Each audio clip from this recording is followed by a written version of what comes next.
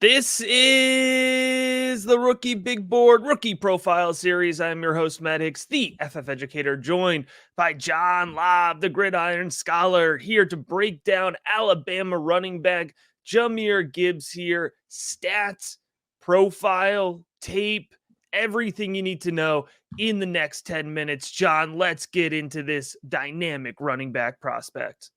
One of my favorite players over the past 3 years to watch, Matt. He has just been great since he entered the college football scene. In high school, he was a 4-star prospect in the state of Georgia, and he ended up going to Georgia Tech. He was the 5th highest recruited player in Georgia Tech history. Now, we know that the Georgia Bulldogs are loaded in the backfield on a consistent basis. So the young man chose to go to Georgia Tech and probably got on the field earlier than if he went the route to the Bulldogs. He was named Georgia's 6A 2020 Offensive Player of the Year in the state. He was first team All-Georgia, and he participated in the 2020 All-American Bowl. So he walks on at the start of COVID in 2020 as a highly touted player for the Yellow Jackets. That year, he was awesome, Matt. Second team freshman All-American and All-ACC honorable mention. He was also all-conference return specialist. His yards from scrimmage as a true freshman were 763 and 7 touchdowns. So if you were watching him like I was, he showed you at times his freshman year that this young man can play at the highest of levels. He was great for the Yellow Jackets. In 2021, Matt, he was even better.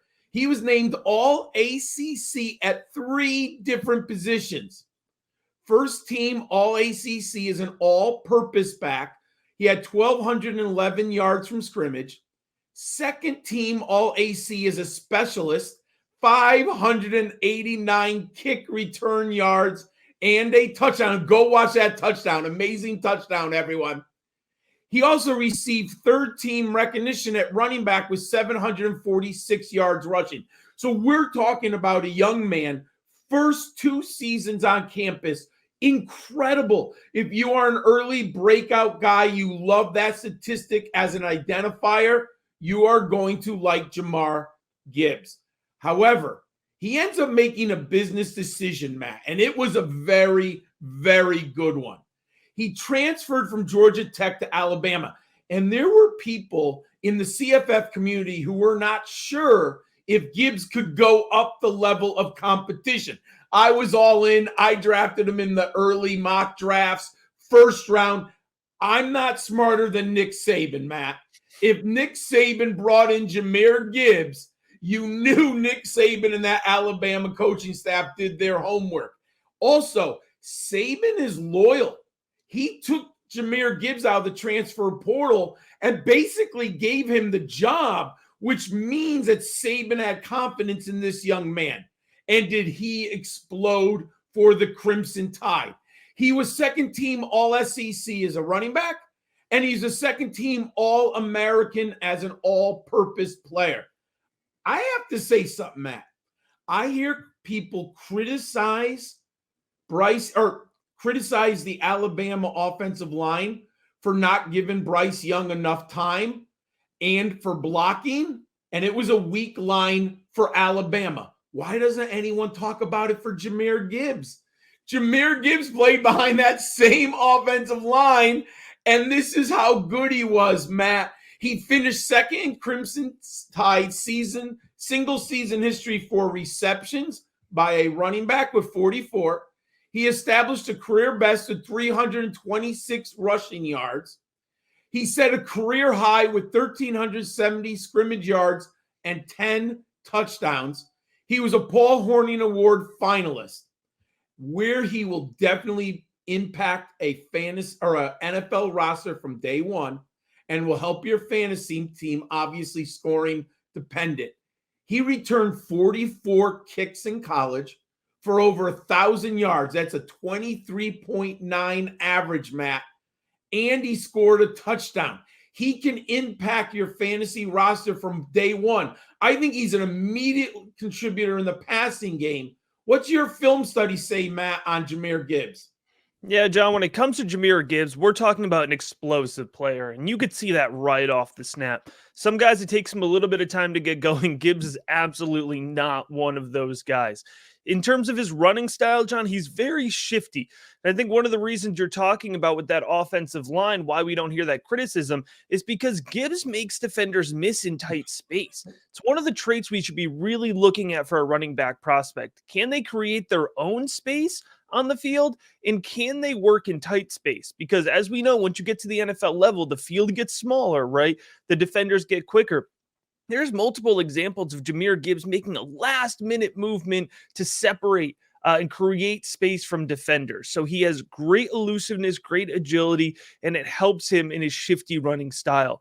John, he has home run potential every time he touches the ball. That gives us upside. That gives us fantasy football potential, right? So when Jahmyr Gibbs is touching the ball, if he breaks into that second level, whether he's catching the ball or taking a snap, taking the handoff, there's a possibility of him taking it 60 yards to the house. But you mentioned it. What really makes him a special prospect is his hands. Whenever a running back prospect shows high level pass catching ability, it means Johnny has the ability to be a top 5 overall running back, right? We know you need those targets in order to be that type of franchise cornerstone player. And Jahmyr Gibbs absolutely has the potential. There's a lot of folks arguing about the consistent comp to Alvin Kamara for Jahmyr Gibbs. And whether you like it or not, where that comp makes sense is that Alvin Kamara received so many targets early on in his career. And Jahmyr Gibbs could find himself in a similar fantasy position because he has such great hands. But John, you mentioned it. He's going to contribute to special teams too. That's going to bump up his draft capital. That's going to make him an even more valuable NFL draft prospect. I'd say the one weakness in his game here is you're not going to see a player with game-changing strength. All right, so we're going to have to look at his size relative to the rest of the class and some bigger backs here. He is going to probably be somebody who relies on getting more touches through the passing game to offset maybe just a 200 carry or 215 carry workload. But, with 75 touches through the passing game, we'll be just fine from a fantasy perspective. Let's dig a little bit more into those numbers at both Georgia Tech and at Alabama, John. I agree with you completely, Matt. My only challenge when I look at Jahmyr Gibbs in my model, I like that 200-pound threshold. We got it with Tajay Spears when he weighed in at the Senior Bowl. Jahmyr Gibbs is listed at 200 pounds right now on the Alabama website. I think it's very important that he comes in at that weight. Would love to see him at about 205.